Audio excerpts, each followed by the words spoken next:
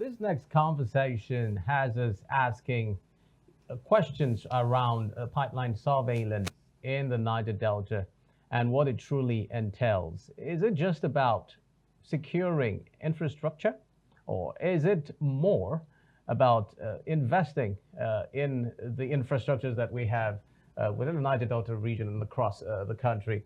Well, how do we safeguard livelihoods, national revenue, and the environment? We hear of private security contracts and community-based protection, and the debate continues on what truly works. Well, joining us today to unpack the facts, the challenges, and the prospects is President Isoko National Youth Assembly Worldwide, Comrade Eniwake Orogun. He joins us virtually. You're welcome on the program, Comrade. Thank you for joining us, Comrade.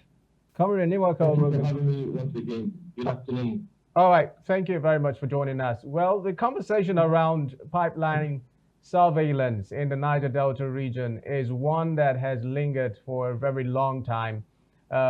Recently, we've heard of gains by PINL, we've heard of gains at Antita Security, and percentages of pipeline vandalism being given out to have dropped significantly. And even communities in the Niger Delta region have come out to celebrate some of these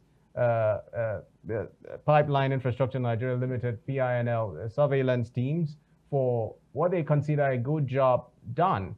But then there are still some questions regarding this issue and concerns as to whether the work they are doing is truly reflective of the enormous amounts that have been invested in ensuring that they do what they do. Just bring us up to speed with what you feel is the true status of pipeline surveillance in the Niger Delta region. And if this is a case of politics, is there politics in pipeline surveillance? And how far have we been doing when we talk about protecting these facilities? Once again, thank you for having me. Now, we should, it's important we consider what we were like before the surveillance contracts came up, and the statistics have it that we're doing as a nation about 700 to 800,000 barrels per day. The nation was losing up to $3 billion annually due to oil vandalism, theft, oil theft, pipeline vandalism, and so on. Now, when the pipeline surveillance came, 2022 or thereabout, we showed that we now do up to 1.7, 1.8 million a day, and that even led to the person of business drink to hit and above per day. So it tells you something had changed between before the contract came. Now, mind you, this pipeline surveillance contract had been there. It didn't just start in 2022. In Delta State, for instance, the likes of Erascop and so many other traffic, but the results did not reflect what was there. When the entire Nigeria Security Services Limited came on board, and they also have the PINL thereabout that also came. So it tells you that there's been some significant improvements in terms of oil production. What we saw on the news media and several videos, we found that it was a very serious web. So Nigeria was really into some serious issues. Now you understand that we have the Navy and other Nigeria agencies, security agencies, saddled with the responsibility of protecting this pipeline.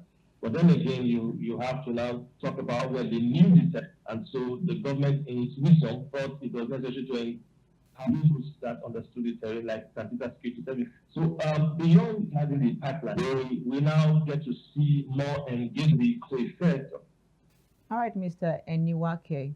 Recently the security and the other ones that you've also, you feel that Mr. Eniwake, can you hear me? The contract was on, but for the most part, these contractors were nameless community. Yes. Okay.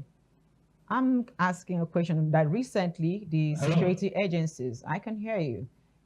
Recently, security agencies arrested about, I think, 71 oil thefts in the Niger Delta region. And it's like, on a monthly basis, they've been having arrests like this. So what are we missing? Is it that the structure put in place to ensure surveillance of these pipelines that are not effective? Because looking at the number of arrests, recently, you'll be wondering, how do they assess this crude in the first place? Yeah, the truth is this, the pipeline contractors are not necessarily to replace the security that we have as a nation, the Nigeria, another security agency. I they come to complement the efforts of this security agency. So if the security agencies are making arrests, these other guys are doing their own thing. It's all for same goal as same goal. But one thing that must be clear is that for the most part, on what we have, you find that they work in synergy. And so where the eyes of these contractors may not be immediately, and that doesn't, if the security agency, the Navy, and all of that, they make arrests, it might not necessarily mean that these contractors were not aware of it. Who knows? It's in for us big brain be the first to get in the media. And then to say that we have it's complementary, ought to be complementary. So it doesn't really matter who makes the arrest or who comes to the media. I think that the tag was an overall improvement in the security architecture of our pipeline. And so if they're doing their part, the security companies are doing their part. Well, Comrade Eniwake Orogun, well, I'm interested in some of those challenges that you feel we are still faced with when we talk about pipeline surveillance in the Niger Delta region. Yes, we know that there have been some gains recorded when we talk about the different security architectures that have been put in place towards ensuring that these facilities are protected effectively. But then, are there still challenges that we are facing? Reports have it that we still lose about 1 to 20% of oil that are being lost to vandalism and all of that. Do you think that these challenges are still inherent? And can we make more gains? What are those steps that can be taken towards ensuring that we scale whatever gains that we have recorded thus far towards ensuring that we're still able to meet up the targets when you talk about the OPEC quota that Nigeria has to meet? Yes, there's so much more we can do as a nation and as a people. Now, talk about controversies. You have the ones that some of our others, they are engaged in. They use buckets and small other containers to vandalize it and then do for their daily feeding. You also have the ones that, from what we have also seen, that are in magnified dimension, very magnified dimension. And so, if you are fighting the ones that we see, those vessels living with them crew that happens on a high sea, there's also the possibility that you'd have this other pockets of community and vandalism to deal with. So what more can we do? Now, some of the security agencies are already doing some of the things like community engagement. Now, before now, like I mentioned earlier, these security private contractors were nameless to community. They were absent in crisis zones. But right now, you find that to be able to curb the menace of vandalism at the community level, there has to be more engagement of the people. There has to be more engagement of critical stakeholders and gatekeepers in the various communities. This is what it is that Tantita Security, the pipeline, I'm sure they're already doing. And so what more can we do is to intensify, because you cannot say, don't vandalize this thing. When this man has children, he has school fees, he's hungry. Of course, there's usually no justification for crime anywhere, but if that now becomes his thinking that that's the only way out, he will. I mean, it's very, very unlikely that he will not fall into such temptation. But if people are engaged, if you have boots on ground, they have been paid their monthly dues, you will have more. Another thing is to move from this traditional pattern of securing pipelines into more technologically advanced method. In other countries, you find that they are advanced technologically with drones, with other newer methods of engaging technology into that. So I'm looking at Nigeria following such path beyond the manual thing that we're doing, engaging, putting boots on ground. We also need to look at so much involving technology in this surveillance process. I think with this, we'll make some gains from what we have currently. All right, Mr. Eniwake, there are many who believe that before this criminal element actually accesses crude oil from the pipelines, that there might have been some collaboration between, some bad eggs in the security outfits, and that is why they're able to get access to this crude. What's your take on this notion?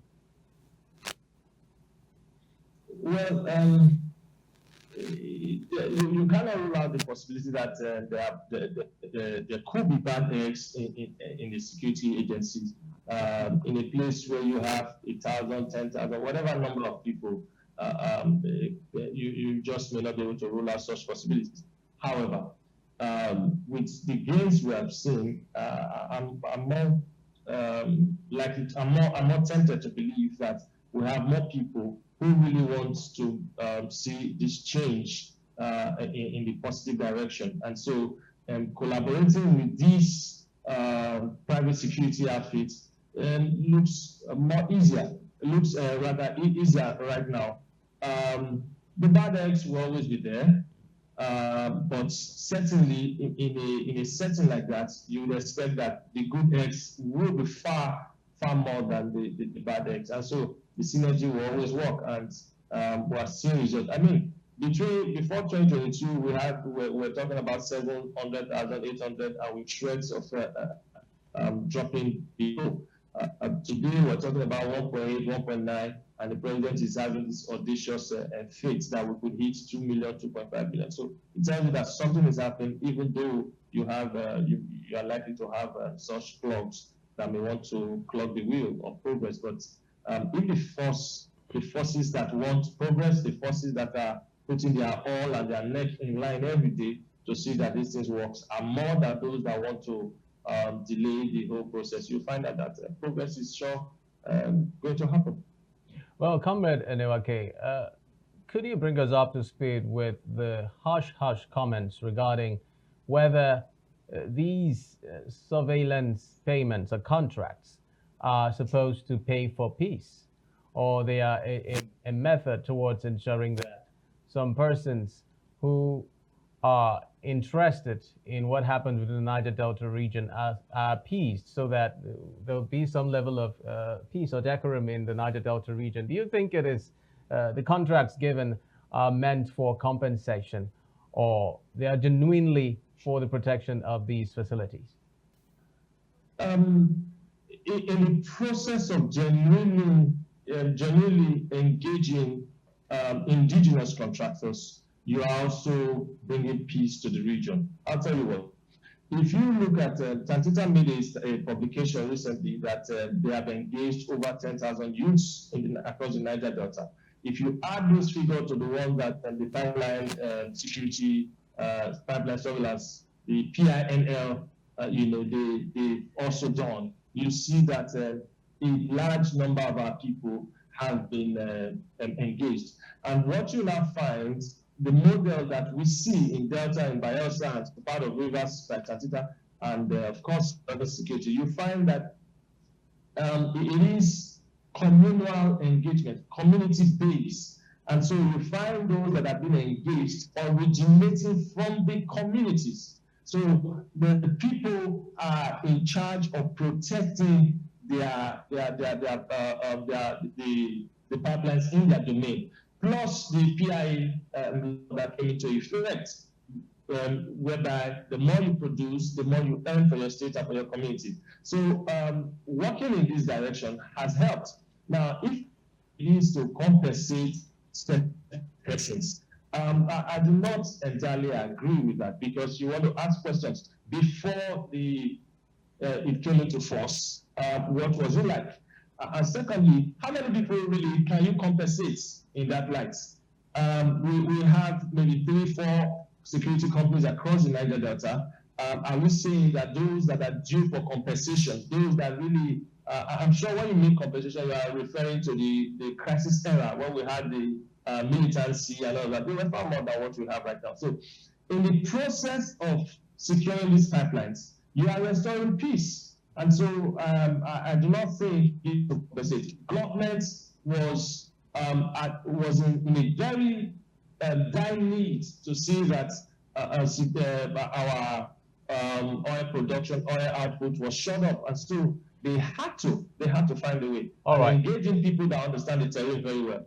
I don't see that as compensation. Comrade I see that Eniwake. as duty, which is required doing. Okay, we'll just ask you a parting shot, your parting shot right now on the issue of ailing infrastructure. When we talk about pipeline surveillance, you also know that if the infrastructure is failing, it might be difficult to achieve the goals of effective surveillance of these pipelines. What work should go into infrastructure in just 30 seconds? Oh, a lot should go into that. Now, some of these pipelines have been there for years, decades, and so you should expect that they have become moribund, they have become faulty, and they'll fail. Talking about the Ogoni cleanup just now, Ogoni oil production been there for years, decades, and so now you want to come up. You don't expect those pipelines to live there to still be in very good condition, and across the Niger Delta region. So the same way the government is investing in securing this pipeline, I expect that the government should also equally invest heavily in repairing, fixing where it is fixable pipelines that are failed, or otherwise a total overhaul of the pipeline architecture. President, Isoko National Youth Assembly Worldwide, Comrade Eniwake Orogun, thank you very much for speaking with us on Niger Delta today. We appreciate your input on the program. Thank you for your time, Comrade Eniwake. Thank you for having me. Thank you. All right, so we've come full square on Niger Delta today. Many thanks for staying tuned. We'll catch you again tomorrow for another fresh edition. But remember, you can follow all our activities on all our social media platforms. All of you can find on our website, adbntv.com. My name is Xavier Roberts. To have a terrific Tuesday. And I remain Sifonode. Good afternoon.